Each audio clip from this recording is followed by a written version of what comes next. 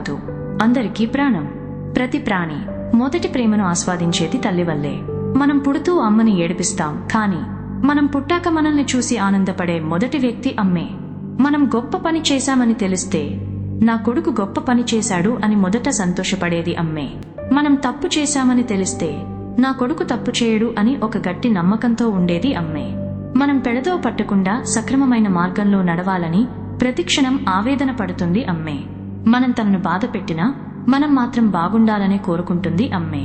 మనం గెలిచినప్పుడు అందరూ మనకి దగ్గరవ్వాలని చూస్తారు, కానీ మనం ఓటమిలో ఉన్నప్పుడు తను బాధపడుతూ మనల్ని ఓదార్చేది, మనకి ధైర్యం చెప్పేది మాత్రం అమ్మే. అందుకే అమ్మ ప్రేమ పాల కంటే స్వచ్ఛమైంది. ఎవరో ఒకరు ఏదో ఒక సందర్భంలో మనల్ని బాధ పెట్టేవాళ్లు చాలా మంది ఉంటారు, కానీ మనం కోపంతో ఎప్పుడైనా కసురుకున్నా మనల్ని ఏమాత్రం బాధ పెట్టని, అసలు ఆ ఆలోచనే రానివ్వని ఒకే ఒక వ్యక్తి అమ్మే. మనం ఎదుటి వ్యక్తిలో లోపాల్ని వెతుకుతాం, కానీ మనలో ఎన్ని లోపాలున్నా మనల్ని ప్రేమించేది అమ్మ ఒక్కటే. అందుకే అమ్మంటే నాకు మాత్రమే కాదు, అందరికీ ప్రాణం. Happy mother's day.